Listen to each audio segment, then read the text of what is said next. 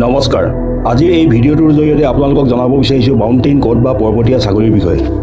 Mountain gut বা পৰ্বতীয়া ছাগলী এটা পৰ্বতীয়া অঞ্চলত বাস কৰা এবিধ ছাগলী সদৃশ জন্তু, যি তাৰ চঞ্চলতা আৰু ওখ পাহাৰত উঠাৰ ক্ষমতাৰ বাবে বিখ্যাত। এই মাউণ্টেইন গট উত্তৰ আমেৰিকাৰ ৰকি মাউণ্টেইন আৰু অন্যান্য পৰ্বত শৃংখলাত পোৱা যায়। মাউণ্টেইন গটৰ ঘন বগা নোম, শক্তিশালী ভৰি আৰু শিং থাকে, যাৰ বাবে সিহঁতে ঠাণ্ডা পৰিৱেশ আৰু হিংস্ৰ জন্তুৰ পৰা ৰক্ষা কৰে। মাউণ্টেইন গটবোৰে ঘাঁহ, গছ-গছনি আৰু লাইকেন খাদ্য হিচাপে গ্ৰহণ কৰে আৰু প্ৰায়ে পৰ্বতৰ অতি ওখ স্থানত দেখা পোৱা যায়, য'ত মানুহ যোৱাটো অসম্ভৱ। ভিডিঅ'টো চাই ভাল লাগিলে চেনেলটো ছাবস্ক্ৰাইব কৰিবলৈ নাপাহৰিব, লগতে কমেণ্ট, লাইক আৰু শ্বেয়াৰ কৰিব। এইবাৰ আহক ভিডিঅ'টোৰ সম্পূৰ্ণ অংশলৈ আগবাঢ়োঁ। মাউণ্টেইন গট বা পৰ্বতীয়া ছাগলী উত্তৰ আমেৰিকাৰ পৰ্বতীয়া অঞ্চলত পোৱা এটা প্ৰাণী। মাউণ্টেইন গট ছাগলীৰ প্ৰজাতিৰ অন্তৰ্গত নহয় যদিও ইয়াৰ চেহেৰা আৰু আচৰণ প্ৰায় ছাগলীৰ সৈতে একেই। ইয়াক সাধাৰণতে ওখ পৰ্বতত শিলাময় অঞ্চলত দেখা পোৱা যায়, য'ত ইহঁতে অতি নিপুণতাৰে উঠা-নমা কৰিব পাৰে। মাউণ্টেইন গটৰ গাৰ বৰণ বগা, ঘন নোমেৰে আবৃত, যিয়ে সিহঁতক ঠাণ্ডা জলবায়ুত ৰক্ষা কৰে।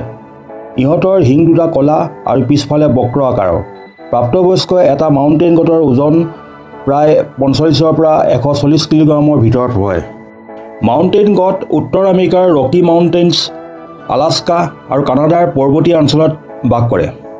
মাউণ্টেইন গটে ঘাঁহ, গছৰ পাত আৰু পৰ্বতীয়া উদ্ভিদ আদি খাই জীয়াই থাকে। উল্লেখযোগ্য যে ইহঁতৰ খুৰাবোৰ বিশেষভাৱে গঠিত, যাৰ ফলত পৰ্বতত অনায়াসে চলা-ফুৰা কৰিব পাৰে। মাউণ্টেইন গটবোৰৰ খুৰা দুটা ভাগত বিভক্ত আৰু নমনীয়, যাৰ ফলত ইহঁতে শিলৰ মাজত ভালদৰে খামুচি ধৰিব পাৰে।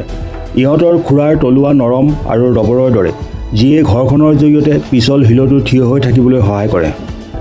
মাউণ্টেইন গটবোৰৰ ভৰিৰ পেশী অতি শক্তিশালী, যাৰ ফলত সিহঁতে থিয় পৰ্বতৰ শিলত জাপ মাৰি উঠিব পাৰে। এটা জাপত সিহঁতে 6 পৰা 10 ফুট পৰ্যন্ত উচ্চতাত অতিক্ৰম কৰিব পাৰে। মাউণ্টেইন গটৰ শৰীৰৰ ভাৰসাম্য অসাধাৰণ, সেয়ে সিহঁতে সংকীৰ্ণ শিল বা খলাবামা থিয় অঞ্চলতো সহজে খোজ কাঢ়িব পাৰে। মাউণ্টেইন গটবোৰ প্ৰাকৃতিকভাৱে ওখ পৰ্বতৰ কঠিন পৰিৱেশৰ লগত খাপ খাই চলিবলৈ সক্ষম। সিহঁতে শিলৰ মাজৰ সৰু সৰু ফাঁকতো নিজৰ শৰীৰ সুমুৱাই চলা-ফুৰা কৰে। উদাহৰণস্বৰূপে আমেৰিকাৰ ৰকি মাউণ্টেইনছত পোৱা ছাগলীবোৰে প্ৰায় 15,000 ফুট উচ্চতাতো স্বাভাৱিকভাৱে জীয়াই থাকে আৰু চলা-ফুৰা কৰে। সিহঁতৰ এই ক্ষমতা দেখিলে সঁচাকৈ আচৰিত লাগে। মাউণ্টেইন গটৰ পোৱালি সাধাৰণতে বসন্তকালত অৰ্থাৎ মে' পৰা জুন মাহত জন্মগ্ৰহণ কৰে। এজনী মাইকী পৰ্বতীয়া ছাগলীয়ে এটাহে পোৱালি জন্ম দিয়ে, যদিও কেতিয়াবা যমজ পোৱালিও জন্ম দিয়া দেখা যায়। মাউণ্টেইন গটৰ গৰ্ভকাল প্ৰায় 180 পৰা 185 দিন, অৰ্থাৎ প্ৰায় 6 মাহ। ইহঁতে জন্মৰ কেইঘণ্টামানৰ ভিতৰতে খোজ কাঢ়িব পাৰে আৰু মাকৰ সৈতে পৰ্বতত উঠা-নমা কৰিবলৈ শিকে। মাউণ্টেইন গটৰ পোৱালিবোৰে প্ৰথম কেইমাহমান মাকৰ গাখীৰ খায়, তাৰ পাছত লাহে লাহে ঘাঁহ আৰু উদ্ভিদ খাবলৈ আৰম্ভ কৰে। প্ৰায় এবছৰ বয়সত পোৱালিবোৰে মাকৰ পৰা স্বাধীন হৈ থাকিবলৈ শিকে, অৱশ্যে কেতিয়াবা মাকৰ লগত 2 বছৰলৈকে থাকে। মাউণ্টেইন গটবোৰ প্ৰায় 2.5 পৰা 3 বছৰ বয়সত প্ৰজননৰ বাবে পৰিপক্ক হয়। প্ৰজননৰ সময় শীতকালৰ আৰম্ভণিত, অৰ্থাৎ নৱেম্বৰ পৰা ডিচেম্বৰৰ ভিতৰত হয়। এই সময়ছোৱাতে মতাবোৰে মাইকীবোৰৰ মনোযোগ আকৰ্ষণ কৰিবলৈ পৰস্পৰৰ সৈতে প্ৰতিযোগিতা কৰে। প্ৰাপ্তবয়স্ক মাউণ্টেইন গটবোৰে সাধাৰণতে অকলশৰীয়া জীৱন কটায়, অৱশ্যে মাইকীবোৰে পোৱালিৰ সৈতে গোটত থাকে। ইহঁতৰ জীৱনকাল প্ৰায় 12 পৰা 15 বছৰ যদিও 18 বছৰ বয়সলৈকে জীয়াই থাকে। বয়স বঢ়াৰ লগে লগে ইহঁতৰ দাঁত ক্ষয় হয়, যাৰ ফলত খাদ্য গ্ৰহণ কৰা কঠিন হৈ পৰে। ইয়াৰ উপৰিও চিকাৰী প্ৰাণী যেনে সিংহ, ভালুক আৰু ঈগলৰ আক্ৰমণতো ইহঁতৰ মৃত্যু হয়। মাউণ্টেইন গট হৈছে তৃণভোজী প্ৰাণী, অৰ্থাৎ ইহঁতে কেৱল উদ্ভিদজাতীয় খাদ্যহে গ্ৰহণ কৰে।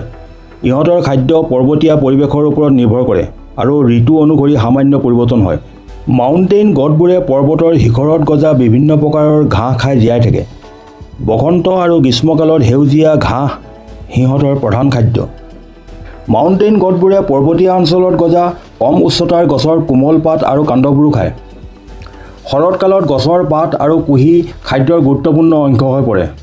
গ্ৰীষ্মকালত সিহঁতে পৰ্বতত গজা বনৰীয়া ফুল আৰু কোমল অংশবোৰ খায়।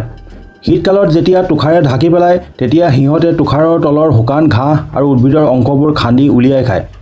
লাইকেন আৰু গছৰ ছালো সিহঁতৰ গুৰুত্বপূৰ্ণ অংশ হৈ পৰে। মাউণ্টেইন গটৰ পাকস্থলী 4টা অংশত বিভক্ত, যাৰ ফলত ইহঁতে কঠিন উদ্ভিদবোৰ সহজে হজম কৰিব পাৰে। মাউণ্টেইন গটবোৰৰ পানীৰ প্ৰয়োজন খুব কম, কাৰণ খাদ্যৰ পৰা আৰু তুষাৰ চেলেকি পানীৰ অভাৱ পূৰণ কৰে। ইহঁতে নিমখৰ উৎস বিচাৰি শিলত থকা খনিজ পদাৰ্থবোৰ চেলেকি খায়। মাউণ্টেইন গডবোৰ পানীৰ ওপৰত অত্যাধিক নিৰ্ভৰশীল নহয়, কাৰণ ইহঁতৰ শৰীৰ আৰু জীৱনশৈলী পৰ্বতীয়া পৰিৱেশৰ সৈতে খাপ খোৱাকৈ গঢ় লৈ উঠিছে। মাউণ্টেইন গডবোৰে পানীৰ প্ৰয়োজনীয়তা বিভিন্ন উৎসৰ পৰা পূৰণ কৰে। সাধাৰণতে ইহঁতে সেউজীয়া ঘাঁহ, পাত আৰু উদ্ভিদ খায়। ইয়াৰ পৰাই ইহঁতে পানীৰ এক বৃহৎ অংশ পায়। বিশেষকৈ বসন্ত আৰু গ্ৰীষ্মকালত যেতিয়া উদ্ভিদত পানীৰ পৰিমাণ বেছি থাকে, তেতিয়া ইহঁতৰ পানীৰ প্ৰয়োজন বিশেষকৈ খাদ্যৰ পৰাই পূৰণ কৰে। শীতকালত ওখ পৰ্বতত যেতিয়া তুষাৰ আৰু বৰফ পৰে, তেতিয়া মাউণ্টেইন গডবোৰে সেইবোৰ চেলেকি বা খাই পানীৰ অভাৱ দূৰ কৰে। প্ৰয়োজনত মাউণ্টেইন গডবোৰে পৰ্বতৰ ঝৰ্ণা, সৰু সৰু পানীৰ গাঁত বা গলিত তুষাৰৰ পৰা সৃষ্টি হোৱা পানীৰ খায়। কিন্তু ইহঁতৰ বাসস্থান সাধাৰণতে শুকান আৰু শিলাময় হোৱাৰ বাবে এনে উৎস সদায় উপলব্ধ নহয়।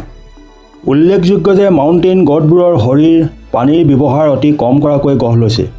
ইহঁতৰ হজম প্ৰক্ৰিয়া আৰু বিপাকীয় ক্ৰিয়াই খাদ্যৰ পৰা পানী উৎপন্ন কৰাত সহায় কৰে। ইয়াৰ উপৰিও ইহঁতৰ পেচাব ঘন হোৱাৰ বাবে পানীৰ ক্ষয় কম হয়।